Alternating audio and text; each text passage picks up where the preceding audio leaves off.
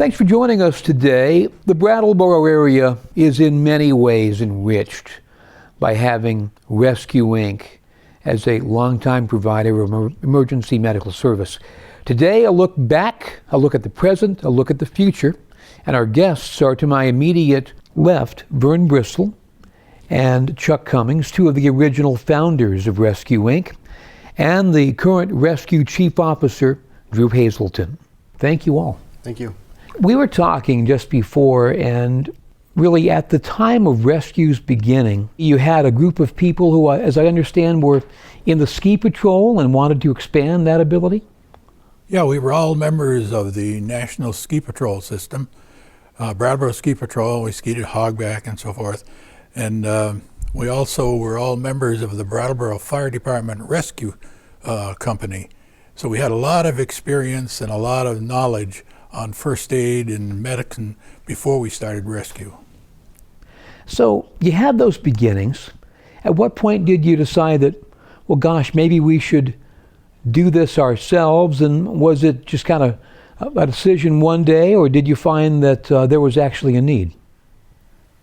I think that it was a decision made over a number of days by a number of members, if not all, of the rescue squad of the fire department. And they decided they wanted to form their own and came to me for advice on how to do that. We wanted to expand our service to other towns other than Brattleboro. And we were sort of limited to Brattleboro. So we really knew there were accidents all over the place, and we wanted to go there also.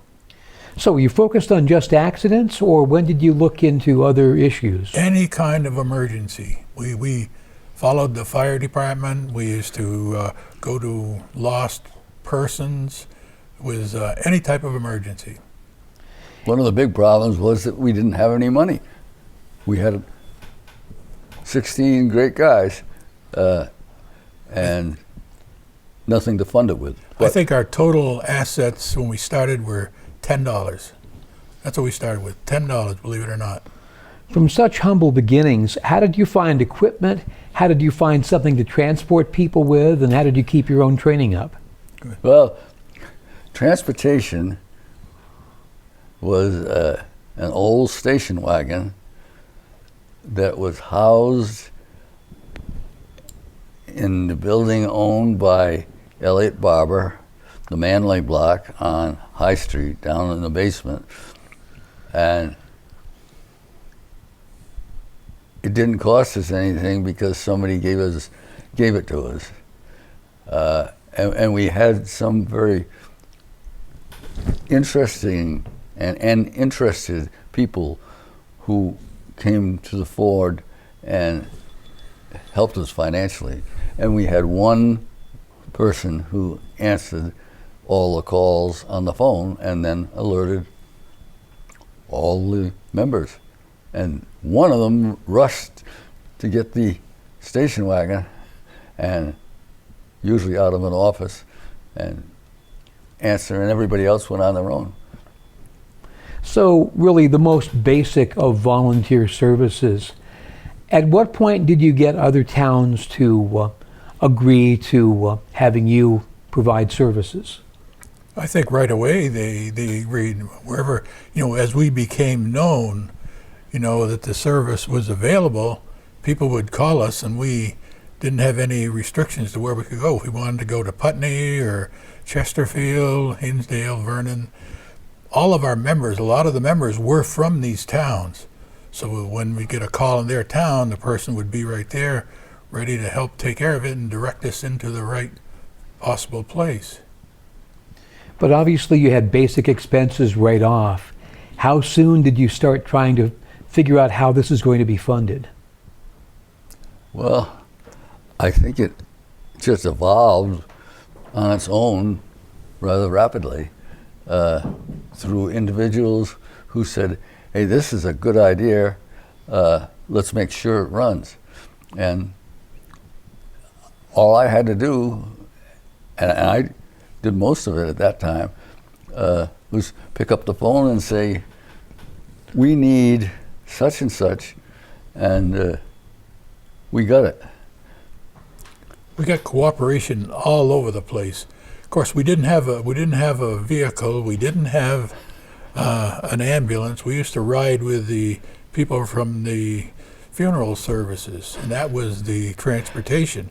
And I think one of the most telling points of this whole service was when we finally decided. I think the ambulance service, the mortuary service, was going to charge a stipend to Brattleboro for their service, ambulance service. So Rescue decided that we would do it free. And we announced to the Board of Selectmen on that night, I can remember that very vividly, and we did it free. We said, we'll do it for nothing. And we did it for 10 years for all 7 or 9 communities that we covered. That really is a major commitment. How did you keep the member base growing in those early years and maintain what you had and really try to find a way to guarantee coverage to the towns that you had voluntarily committed to?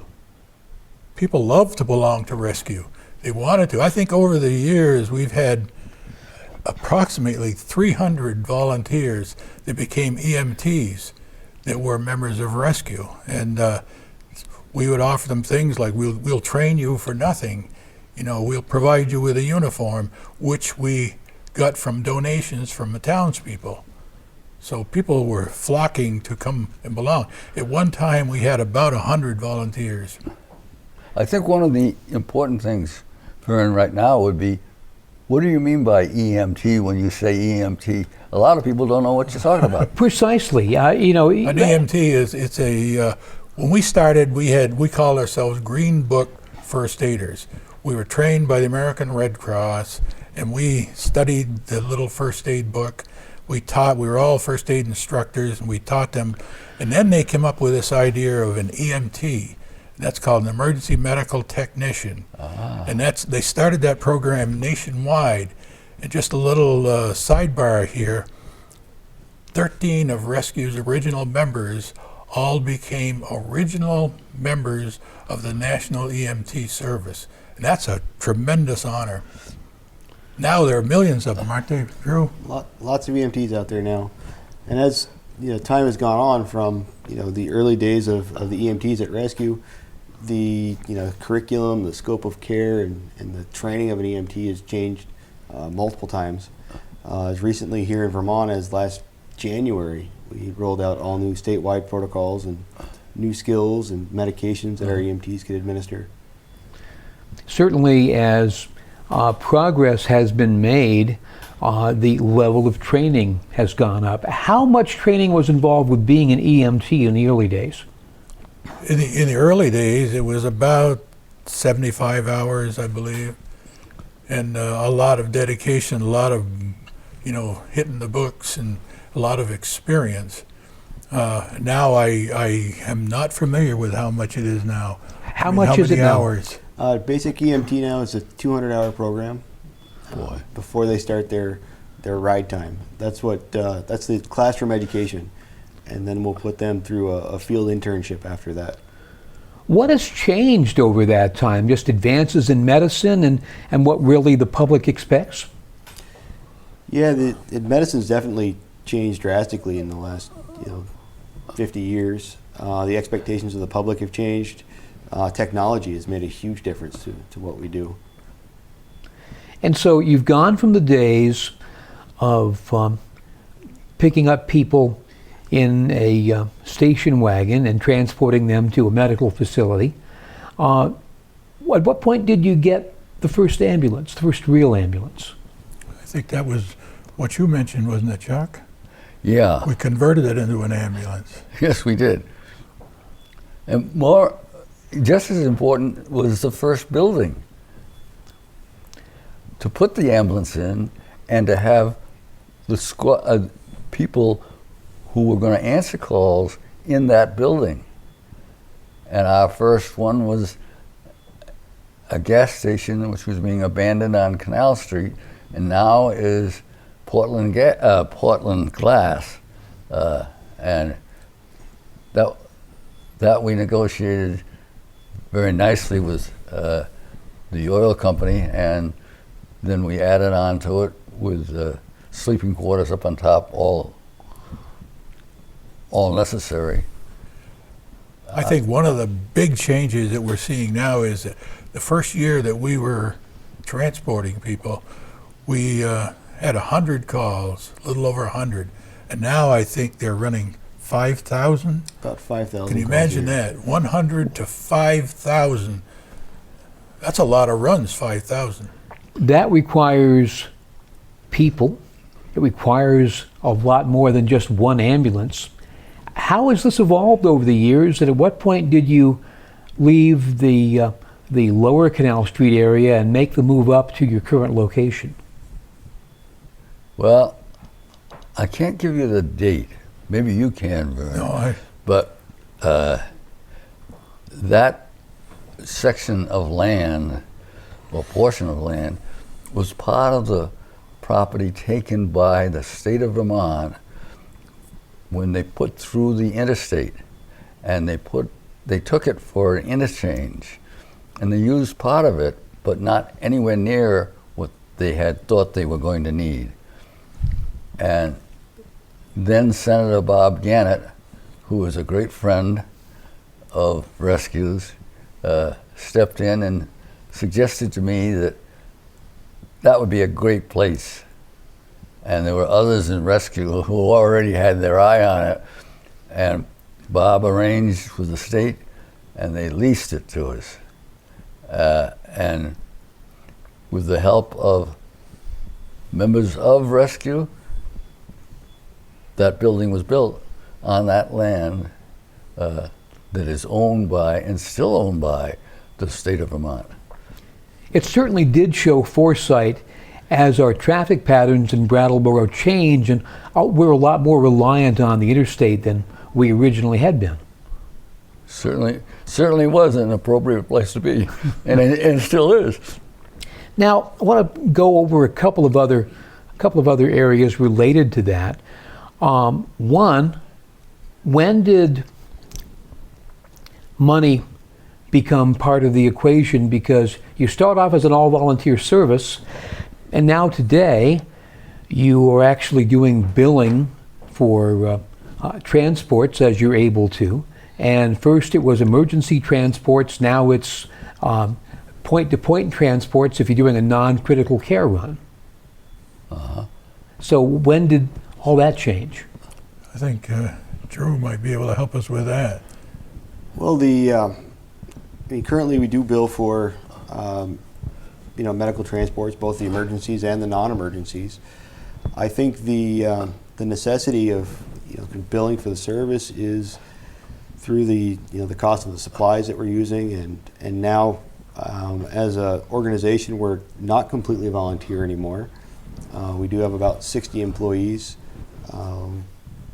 another 30 or so volunteers that work in and amongst those people in all different capacities, from our specialized rescue folks to volunteer paramedics that are on the trucks. So the necessity of billing is to help generate enough revenue to support purchasing of ambulances and equipment and covering the cost of that payroll. And a couple of things happened here over the years. One, with the additional calls, you needed to be more people heavy, and it seems like over the years less and less people have wanted to commit the level of volunteer time that it would take to meet the growing training and staffing needs. Yeah, it's a trend that all volunteer services are seeing across the country, where that initial training has gone from 75 hours to 200 hours, and the ongoing education throughout the year, the continuing education has also increased. And people seem to be getting busier in their lives and are having more and more difficulty coming up with the time to volunteer. At the same time, as the call volume increases, it's very difficult to expect an employer to let an employee leave to go out on calls at a rate of 13 to 15 times a day. So we've been forced into a model where we've had to augment our staffing with full-time staff and bring in higher levels of staff. We have advanced EMTs and paramedics now that have become the kind of accepted normal for what our industry is doing. So, how many ambulances do you have now, and how much more cost-intensive are those sorts of services? Right now, we run a fleet of 7 ambulances. The ambulances are about they're about 140,000 apiece. We run about 180 to 200,000 miles a year, running both the emergency calls and the non-emergency calls. Non-emergency calls are the calls that we do for specialty services. Another change that we've seen in emergency medicine is the need for specialty care, where even 10 years ago, a patient may be admitted to a local hospital after a heart attack for observation. Now those patients are getting moved to a specialty center, either at Dartmouth Hitchcock or Bay State, or if you're suffering from a burn, then you'll go to a burn center in Boston. And where we used to move patients from Brattleboro or Townsend area to Dartmouth 8 or 10 times a month, we're moving patients 30 or 40 times a month to Dartmouth. I'm glad you mentioned Townsend, because as everything has evolved, Rescue Inc. has also picked up the same kind of services it provides in the Brattleboro area in the West River Valley, where Grace Cottage Ambulance was before. Tell us about that.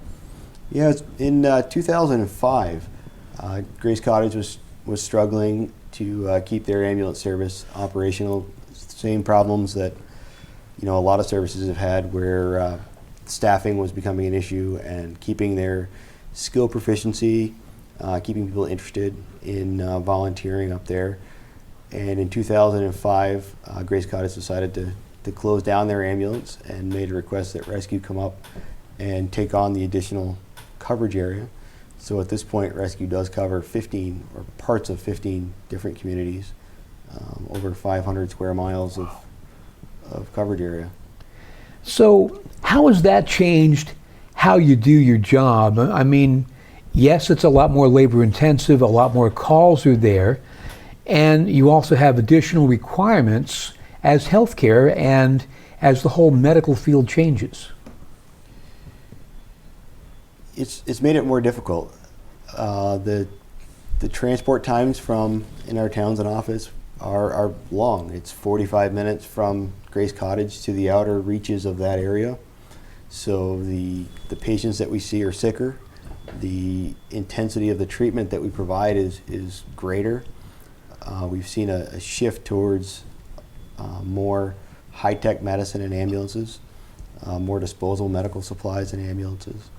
And there's a lot that we do now in the back of a moving truck that even 10 or 15 years ago would have been done in the emergency room. Yeah, I watch probably too many medical shows on TV because I hear talk a lot about the golden hour, about how it's important after an incident to reach a patient during the first hour afterwards, because that increases their chances for a full recovery. How does that affect what you do? In a lot of our areas, we work very hard to stay in that hour, and we utilize, like I said, the staffed ambulances to get to the patients quickly. We use air medical transport for our most critical patients. We'll fly them to a trauma center, or burn center, or stroke center. So we try to cut down on the amount of time it takes out of hospital to get patients to the specialty center that they need. And things have changed drastically in stroke treatment and cardiac treatment from where they were just, like I said, 5 or 10 years ago. So now you're looking at changes brought on by, let's see, the Federal Affordable Care Act, some of the health care changes in Vermont, as well as the need to not only bill for care runs, but also get some level of support from the towns that you serve. What's that all going to combine into for a future for Rescue and its continued viability? That's going to be a challenge for us. We're not alone. The changes in healthcare have made it difficult for all ambulance services because the cost of operating has increased. simple things like changes in protocols, which are great for patient care and patient outcomes. This is what we call a CPAP mask, which is taking patients in congestive heart failure and giving us the ability to provide them with positive pressure with their breathing and help to treat their conditions. These are disposable units that cost almost $80 a piece. And as we make these advances, the patient care is getting better and better and better. Unfortunately, the way that ambulances are reimbursed has not changed. And in a lot of cases, our patients are Medicare patients, and Medicare has a fee schedule for ambulances that only allows us to bill a flat rate. Same with our Medicaid population. And unfortunately at this time, those fee schedules quite often don't cover the cost of the disposable supplies, say nothing about the cost of maintaining the fleet or the staffing. And that's a disposable one. This is disposable, yep. And you have another item in back of you that looks like it's, what is that? So as part of upgrading our technology, this is a new monitored defibrillator. We use very high-tech monitors. This particular monitor is able to do 12-lead cardiac monitoring.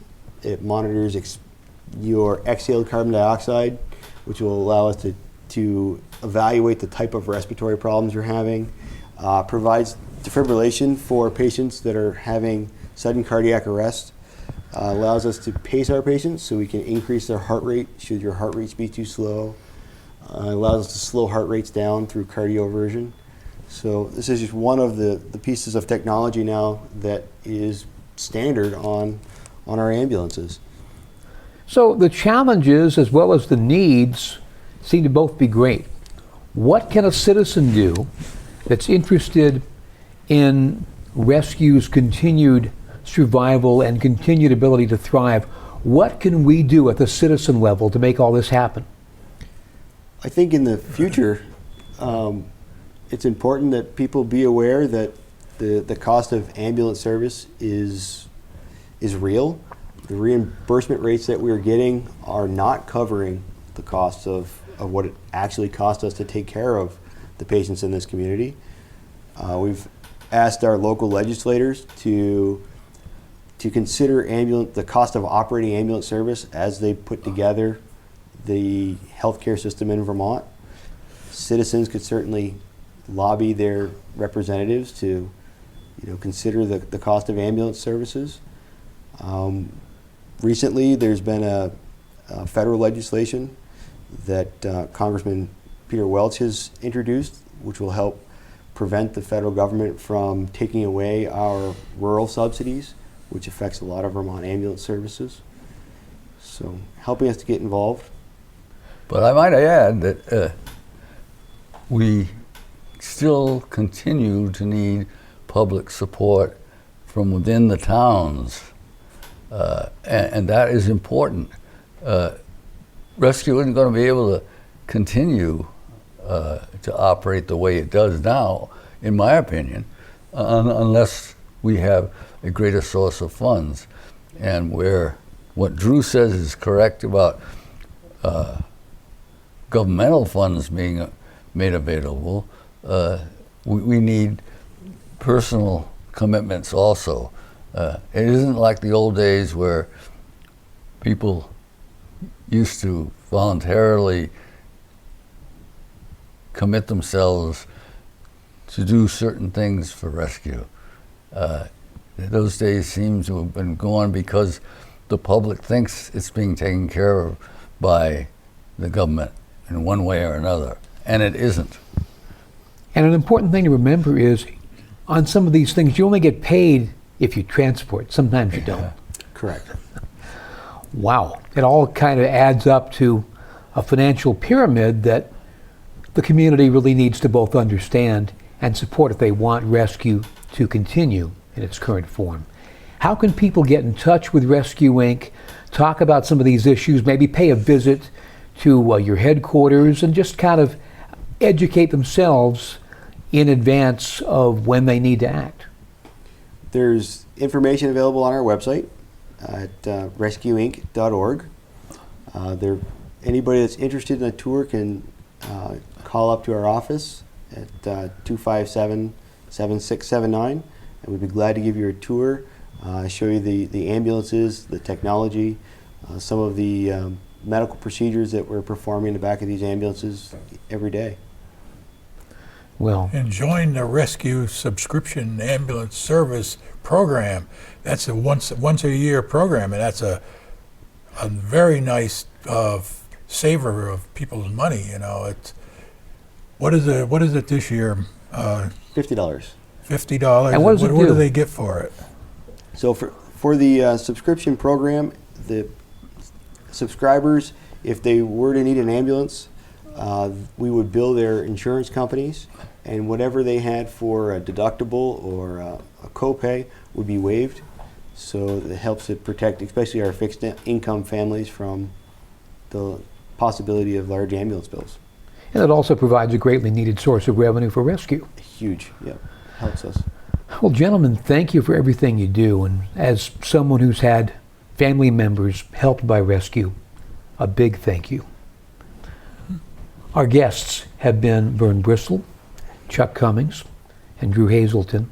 Remember, Rescue Inc. is there for you. You'll never know when you need it, so you'll want to make sure you support it for when you do. This is Tim Johnson.